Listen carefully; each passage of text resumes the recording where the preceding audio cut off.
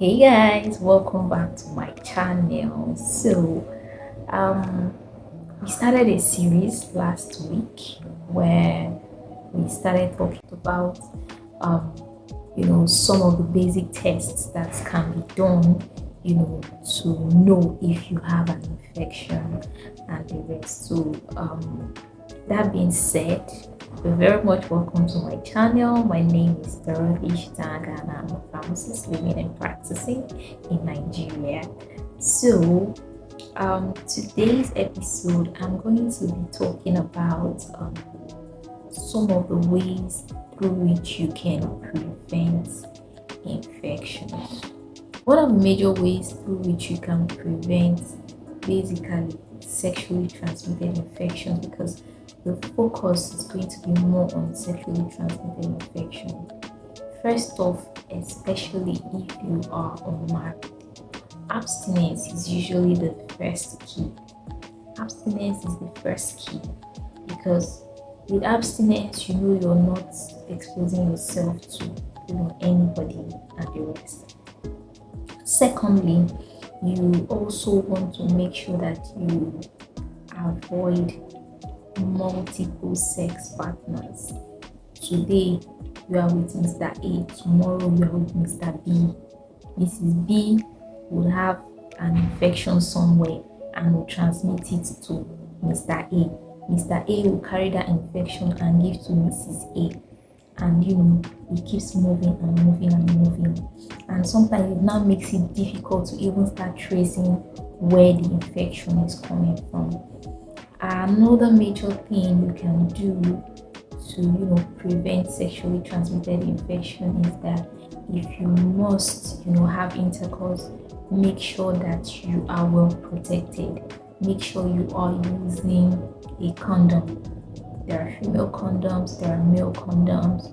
Subscribe to either of them. This will go a long way.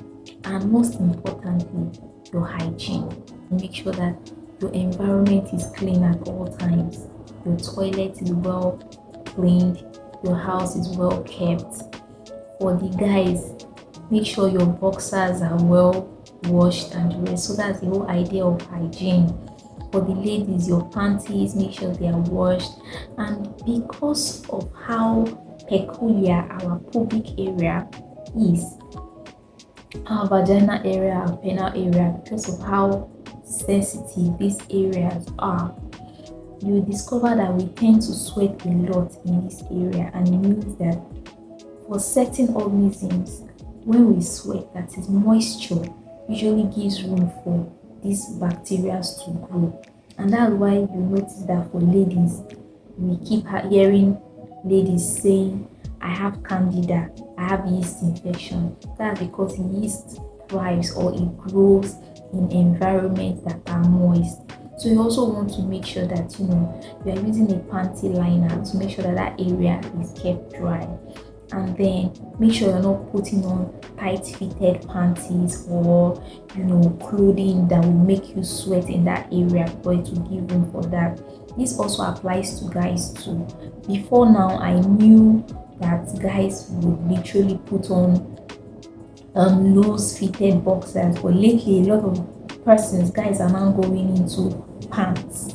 And when you do the pants, they are not breathable, and because they are not breathable, it gives room for all sort of fungal bacteria to start growing, and before you know it, you start itching.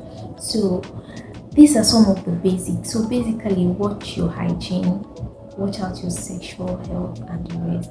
And another mistake a lot of persons make, you feel like you've treated yourself right, but you've not treated your partner. So if you want to prevent recurrent infection, make sure that as you are treating yourself, you're also treating your partner.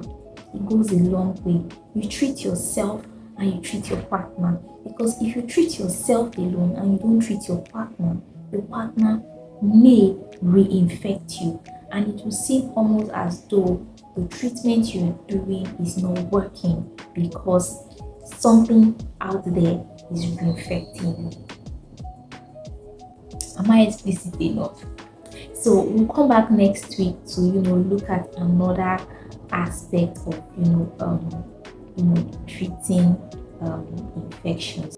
So until I come your way next week, do take care of yourself. I still remain Dorothy Shatang saying stay safe, stay healthy, and mwah.